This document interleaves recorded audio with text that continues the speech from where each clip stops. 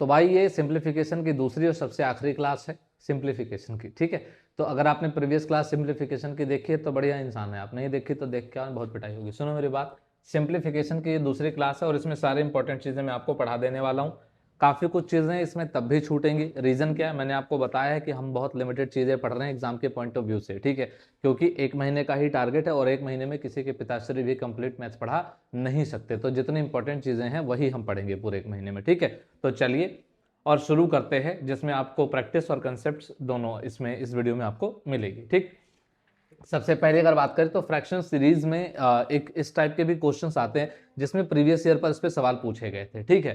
तो ये होता क्या है इसको थोड़ा सा समझ लिया जाए, फिर इस पे 2-3 क्वेश्चंस कर लेते हैं, आपको आइडिया लग जाएगा। हाँ, मैं एक काम आपको ये करूंगा कि इसमें आपको कंसेप्ट समझा के मैंने एग्जाम्पल्स बस दिए हैं, ठीक है। तो जो प्रैक्टिस आपकी है, तो प्रैक्टिस की आपको जो शीट है वो आपको आपके टेलीग्राम ग्रुप में दे दी जाएगी। अगर आपने अब तक टेलीग्राम ज्वाइन नहीं किया है तो जे के नाम से आपको लिंक मिल जाएगी डिस्क्रिप्शन में, आप ज्वाइन कर लेंगे, ठीक है। अगर बात करते हैं कि कोई नंबर जो लिखा हुआ है, जैसे मान लो 1/6 लिखा हुआ है, तो 1/6 का मतलब क्या है, जरा इस बात को समझना। 1/6 का मतलब क्या है, मैं इसको 1/2 × 3 लिख सकता हूं, ठीक है। तो आप पाओगे यहां पर अगर कोई नंबर इस तरीके से लिखा जा सकता है तो इसको हम और कैसे लिख सकते हैं, तो उसको हम ऐसे लिख सकते हैं 1/b minus 1/a minus 1/b, यानी इसको मैं ऐसे लिख सकता हूं, बशर्ते एक काम ये करना पड़ेगा कि इनका डिफरेंस लेना पड़ेगा, जैसे कि b माइनस ए, ठीक है। आप a माइनस बी भी कर सकते हो, डिफरेंस लेना बड़े नंबर में से छोटे नंबर को घटा के, ठीक है। तो यहाँ पे जैसे 1/a × b है तो मैं इसको ऐसे लिख सकता हूँ 1/b ऐसे। तो जैसे ये अगर था 1/6 यानी 1/2 × 3, तो इसको मैं ऐसे लिख सकता हूँ 1/2 माइनस 1/3, इसको मैं ऐसे लिख सकता हूँ। फिर इनका डिफरेंस लिखूंगा नीचे, वो आ जाएगा 3 में से 2 गया 1, तो इसको मैं ऐसे लिख सकता हूं। पर सर इसको ऐसे लिखने का फायदा क्या है, इसको ऐसे लिखने का फायदा ये है, जैसे कि अगर आप इस सवाल को देखें क्वेश्चन नंबर फर्स्ट को, आप पाओगे कि इसको जोड़ोगे कैसे, तो आप बोलोगे सर 1/1 × 3 3 × 5 15, तो आप इसको जोड़ते कैसे, मान लो आप इसको कैसे जोड़ते, तो आप कहते सर 1/3 प्लस 1/15, तो आप इतना बड़ा सवाल ये चलता जा रहा है इतना लंबा, क्या आप इसका एलसीएम ले पाते, नहीं। तो इसी के लिए ये सारे कंसेप्ट बनाए गए हैं, तो इसको बनाया ही इसलिए गया ताकि इस टाइप के क्वेश्चंस को क्या कर सके, सॉल्व कर सके, ठीक है। तो इसमें होता क्या है कि ये वाला जो है ना, एक कंसेक्यूटिव आपकी एक सीरीज बनती जाती है, इसमें कंसेक्यूटिव सीरीज बनती जाती है। जैसे एक पहला वाला जो पोर्शन होगा, पहला वाला जो टर्म होगा वो प्लस में, दूसरा वाला माइनस में, फिर एक प्लस में, फिर एक माइनस में, प्लस में माइनस, ऐसे चलता चला जाएगा ये। तो इसमें होता क्या है कि दूसरा और तीसरा टर्म, चौथा और पांचवा ये खत्म होता जाता है और लास्ट में एक माइनस वाला बचता है और ये पहला वाला टर्म, तो पहला और आखिरी टर्म बचता है, उसमें से वो घटा दिया जाता है और वही आपका क्या हो जाता है, आंसर हो जाता है। तो यही इसी पैटर्न पर क्वेश्चंस बनते हैं, जैसे इस क्वेश्चन को आप देखिए, ठीक है। आप पाएंगे 1/में, तो इसको कैसे लिख सकते हैं आप, जरा देखो। तो इसको हम कैसे लिखेंगे, इसको आप लिख सकते हैं कैसे, इनके बीच का गैप भी देखना होता है। जैसे देखो ये जो डिफरेंस आता है वो कैसे आता है, इनके बीच का गैप, तो आपको क्या करना है, 3 और 1 के बीच का गैप भी देखना है, 2, ठीक है। और इसके बीच में, तो सबके बीच में सेम गैप आपको मिलेगा 2 2 2 2, तो आप b माइनस ए लिखने के बजाय, चूंकि ये नंबर हमेशा बड़ा ही होता जाता है तो इसीलिए यहाँ b माइनस ए लिखा हुआ है, ठीक है। तो आप देख पाओगे इसके बीच में 2 का डिफरेंस है, तो आप सीधे 1/2 बाहर पहले ही लिख लोगे। उसके बाद क्या टर्म बचेगा, इसका पहला यानी 1/1 यानी 1, और आखिरी वाला टर्म बचेगा 1/17 माइनस का, इसी को आप सॉल्व कर दोगे आपका आंसर आ जाएगा। बाकी सारे टर्म्स क्या होते हैं, कट जाते हैं, ठीक है। यानी कि 1/15 यहाँ, तो यहाँ माइनस वाला होगा, फिर ऐसे ऐसे ऐसे टर्म्स बनते चले जाते हैं, तो प्लस माइनस वो डिडक्ट होते चले जाते हैं और बस बचता है क्या, पहला वाला टर्म 1/1 और आखिरी वाला टर्म 1/17, और इनके बीच के गैप को यहाँ पे रखते हैं इस तरीके से 1/2। बात समझ में आ गई, अगर बात समझ में आ गई है तो ये वाला क्वेश्चन आप करेंगे, ठीक है। ये वाला क्वेश्चन आप करेंगे, अगर बात समझ में आ गई है तो ये वाला क्वेश्चन आपके लिए रखा है। चलो अगला, अगले 2 क्वेश्चन यहाँ पे अलग से मैंने और लिए हैं, थोड़े इसमें वेरिएशंस हैं। जैसे अभी आप देखो 1/2 1/6 1/12 प्लस प्लस प्लस प्लस 1/56 ऐसे करके दे दिया, तो आपको हमेशा जरूरी नहीं है कि वो ऐसा बना के दे 1/1 × 2, तो ऐसे वो बना के नहीं दे रहा, आपको सोचना पड़ेगा 1 में। अब 6 को क्या लिख सकते हैं, 2 के आगे चलेंगे, 2 × 3 6, फिर आगे क्या हो सकता है 12 है, तो 12 का मतलब क्या हो जाएगा 3 × 4। तो आप देख पा रहे हो पैटर्न कैसा बनता जा रहा है, 1/2 हमने अपने आप से बनाया, क्योंकि जहां जिसका कोई नहीं होता वहां 1 को आप रख सकते हैं, मल्टीप्लीकेशन में कोई चेंजेस नहीं होते, तो आप यहां पे पाओगे कि सर ये हो गया, अच्छा। प्लस ऐसे ही आप चलते जाओगे डॉट डॉट डॉट ऐसे चलते जाओगे, प्लस 1/56, तो ये देखना है गैप कितने का है, एक एक का गैप चल रहा है, तो 56 को दो ऐसे भाग में तोड़ना है जिसमें गैप एक का हो, तो आप बोलेंगे सर 7 इंटू 8, क्या बोलोगे 7 इंटू 8, 56 हो जाएगा। ठीक है, तो अब वही वाला रूल लगेगा, क्या रूल लगेगा, इनके बीच का गैप 1/2 में से एक जाएगा, एक ही रहेगा, अंदर क्या बचेगा सर, फर्स्ट वाला term 1/1 that is 1 minus last वाला टर्म बचेगा 1/8, ये आपका बच जाएगा। अब इसको आपको सॉल्व करना है, आंसर आ जाएगा 7/8, यही आएगा। ये तो कुछ बचा ही नहीं, 1/1 इज 1, 8 इंटू 1 8 माइनस 1 7/8, ये हो गया आपका आंसर।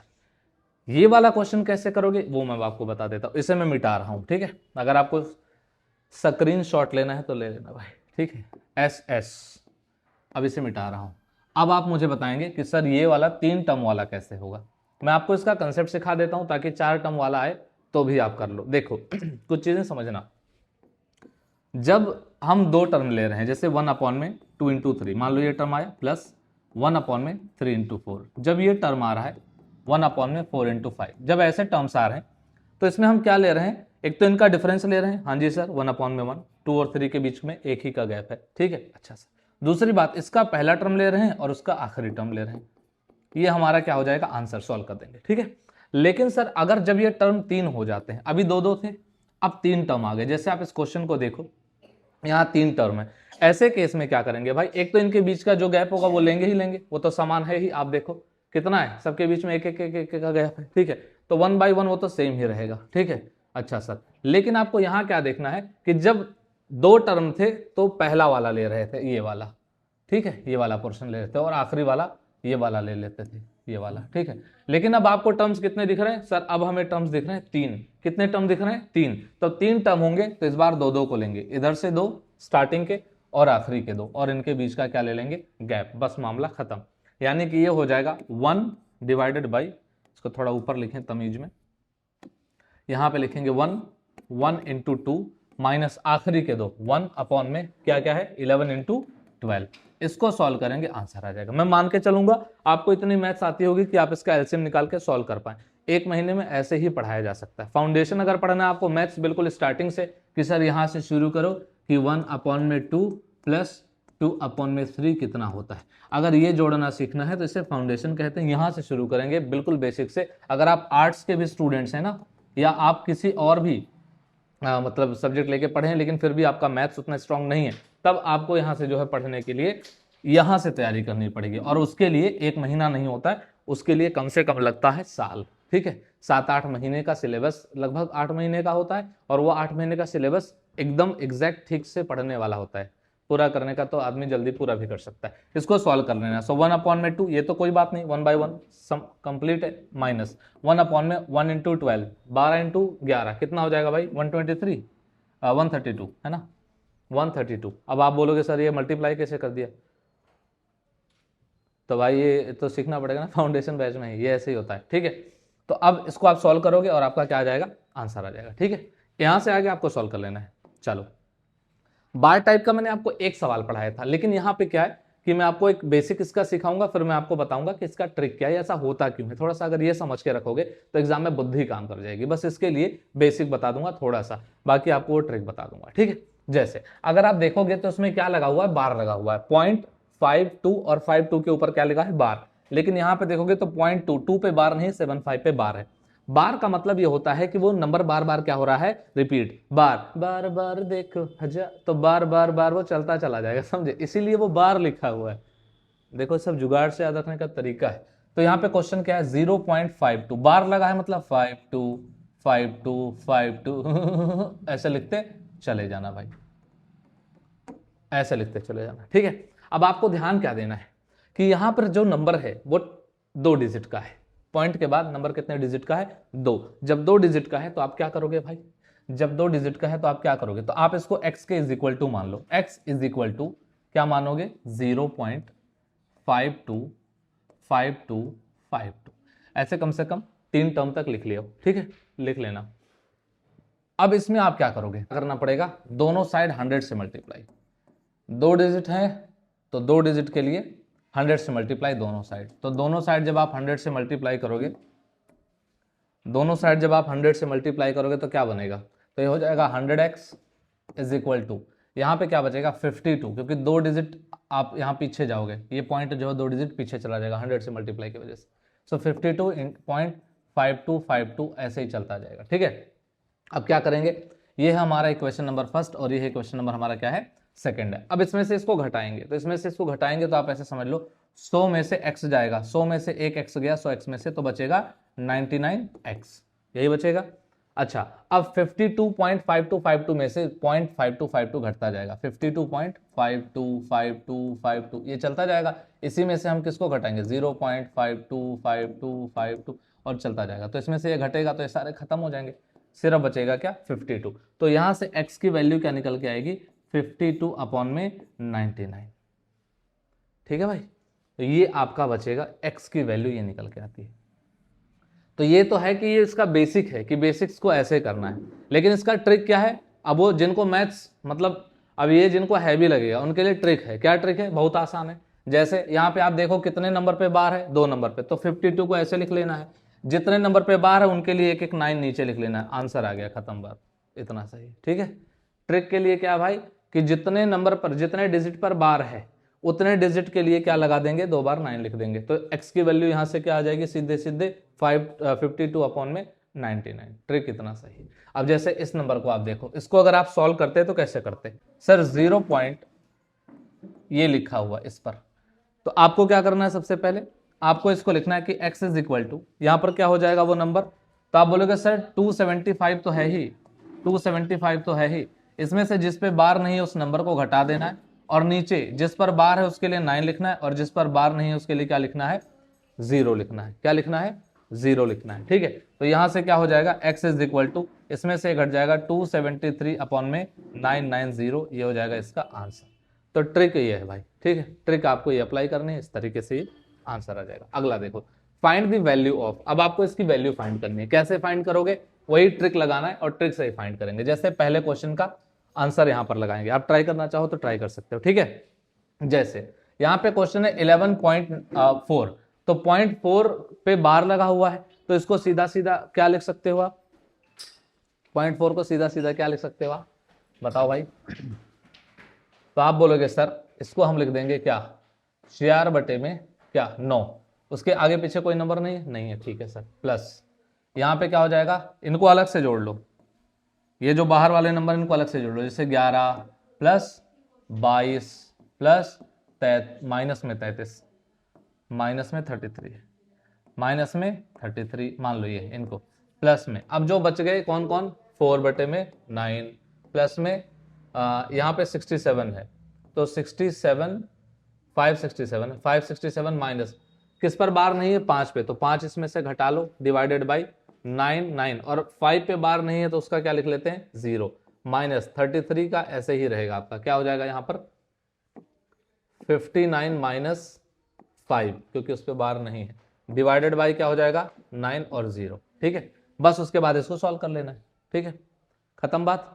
कैसे सॉल्व कर लोगे, 11 11 22 और 33, ये तो खत्म ही हो जाएगा, इससे कोई लेना देना नहीं, ये सारे निपट जाएंगे, इसमें यही बचेगा क्या, 4 अपॉन में 9 प्लस ये हो जाएगा 5 6 7 में से 5 गया 2, डिवाइडेड बाई 990 माइनस 5 4 अपॉन में 90, इसी को सॉल्व कर लेना बस, ठीक है।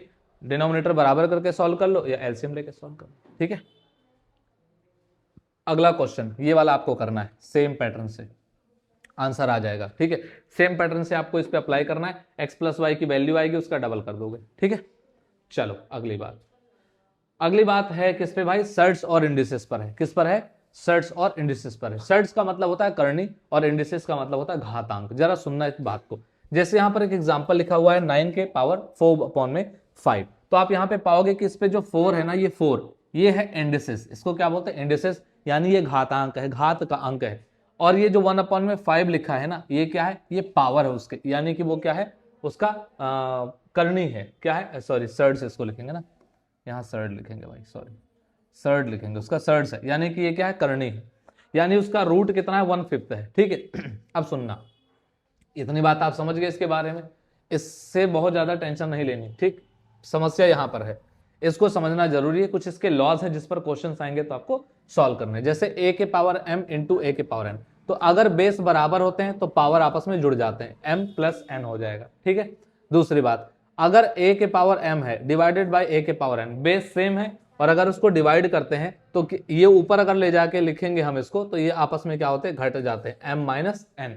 मल्टीप्लीकेशन में जुड़ेगा, डिवीजन में घट जाता है, बहुत सिंपल है। अच्छा सर, अगर a के पावर m के पावर n, अगर पावर पे पावर है तो इनका आपस में क्या हो जाता है, मल्टीप्लाई हो जाता है। अच्छा सर, अगर दो नंबर अंदर हैं और दोनों के मतलब दोनों के ऊपर पावर है तो उनको हम अलग अलग इस तरीके से भी रिप्रेजेंट कर सकते हैं। अच्छा सर, अगर कोई चीज डिवीजन में है पावर में, उसको अगर आप ऊपर लाना चाहते हैं मल्टीप्लीकेशन में तो उनका साइन क्या हो जाता है, चेंज। यानी कि यहाँ पे m प्लस में है तो ऊपर जाके माइनस में, अगर यहाँ पे माइनस में होता तो ऊपर जाकर के प्लस में हो जाता है। सिमिलरली a बाई बी के पावर अगर m है तो अगर आप इन्हें अलग अलग लिखोगे तो a के power m divide by b के पावर m, अगर b को आप ऊपर लेकर के जाओगे मल्टीप्लीकेशन में डिवीजन से तो उनका पावर क्या हो जाएगा, नेगेटिव हो जाएगा अगर पॉजिटिव है तो, और अगर पॉजिटिव होगा तो नेगेटिव, नेगेटिव होगा तो पॉजिटिव।